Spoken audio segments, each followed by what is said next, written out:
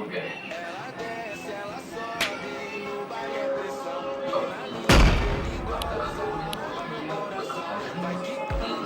हमारी बहन फैसला नहीं था। ये यहाँ परिंदा भी पर नहीं मार सकता।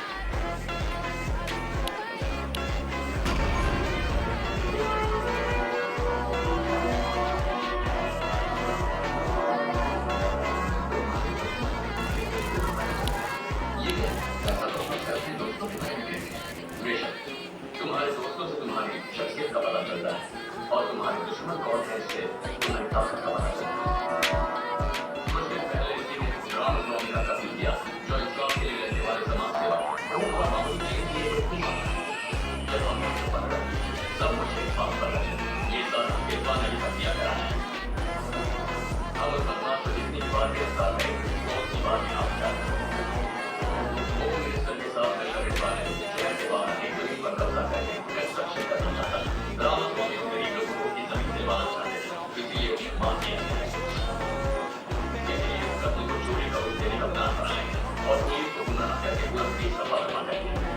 अब बताओ मुझे, क्या हमारा दुश्मन ये है या वो?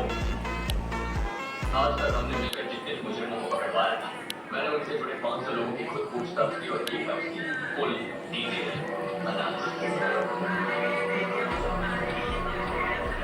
किसी बड़े जुर्म को छुपाने के लिए किडनैपिंग, चेन स्नैचिंग ऐसे छोटे जुर्म किए जाते हैं। तुम लोग गलत काम करो। कुछ दिन पहले हमने उन बच्चों को अगवा से पहुंचाया। उन पैसों के लिए अगवा किया गया था। तुम लोगों ने खबर सुनी होगी, इंक्यूबेटर शॉर्ट सर्किट एक अस्पताल में 18 मासूम बच्चों की मौत हो गई थी, और उनकी मौत की असली वजह वो नहीं थी। पैदा होने की बच्चों की तबीयत नाजुक हो जाती है, इसलिए मैंने उनकी जांच करके उन्हें पुलिस में सौंप दी। बच्चे भी और बच्चों को लेकिन कुछ दिन बाद देखा तो उन बच्चों की मौत हो गई। ये देखते हुए डर गई और मैंने की बात मैनेजमेंट को बताई। ये सुनकर उन्होंने कहा कि किसी को कुछ मत बताना, और अगर किसी को कुछ बताया तो अपनी जान से हाथ में बैठोगी। उन बच्चों को नर्स ने जो ड्रॉप दिए वो पोलियो के थे ही, उन दवाई की जांच नहीं हुई और उस धरती से मरीज चढ़ गए 18 मासूम बच्चे। अगर इस बात की भनक लोगों को लग जाती तो देश की सभी फार्मा कंपनियों का पर्दाफाश हो जाता। इसलिए शॉर्ट सर्किट का गंदा खेल खेला गया। इस कांड के पीछे का सच डॉक्टर रमाकांत जानना चाहते थे, इसलिए उनकी बच्ची को भी अगवा कर लिया गया।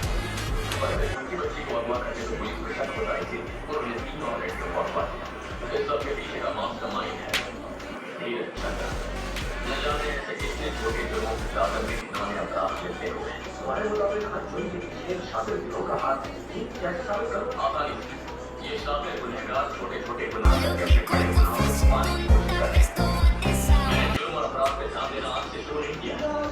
मैं 15 साल की उम्र से ये सब करता आया हूँ। अखबारों में जो सुर्खियां छपती है लोग उसे सच मानते हैं, लेकिन मैं उस खबर के छपने के मकसद की तलाश करता हूँ। यही करते करते एक दिन ध्यान दिया है कि दूसरे पन्ने पर छपी खबर नहीं कहता है। दूसरे पन्ने पर ड्रग्स की हड़ताल है तो छठे पन्ने पर ड्रग्स से बढ़ते हादसों की खबर है। एक पन्ने पर पार्टी को बड़ा फल मिलता है तो दूसरे पन्ने पर उनका कोई घड़ी की बाइज्जत बड़ी हो रहा है। एक पर छापने की सुना आसमान छू रहा है तो दूसरे पर छापने की रुपया नीचे गिरता जा रहा है। किसी पन्ने पर कॉफी का कोई ब्रांड लॉन्च होता है तो अगले पन्ने पर कॉफी से रखी है कि उन्हें ये छाप दिया जाता है। हम असली खबर पर ध्यान नहीं देते। असली खबर होती है बिजनेस की सुर्खी और वही बाकी खबरों का फैसला करती है। कुछ बिजनेस हमें क्या पीना चाहिए, कौन सी दवाई लेनी चाहिए, कहाँ पढ़ना चाहिए,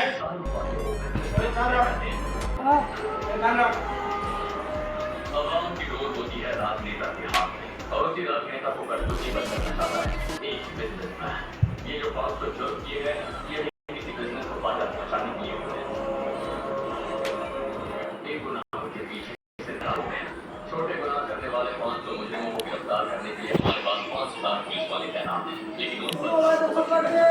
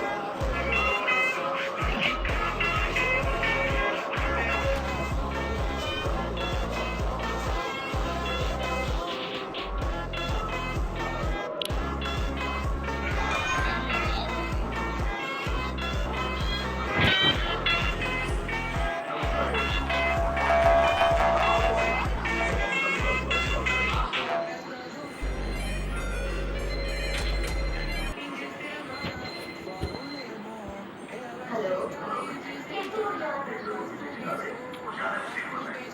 ओहो, फिर कब से तुम्हारी यादें थे थी?